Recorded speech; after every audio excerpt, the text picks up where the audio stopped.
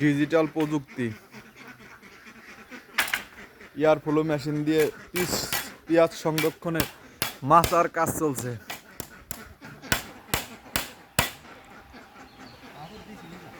শক্ত মজবুত করে মাচা বানানো হচ্ছে। তারপরে আছে গুড়াটো বাঁশ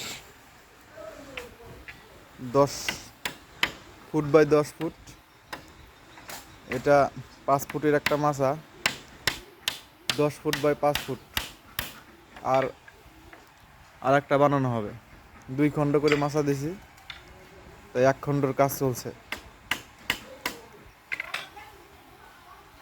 4 ফেলা করে বাতা দিছি যাতে একটু মজবুত হয়, আর ফাঁক দিছি একটু।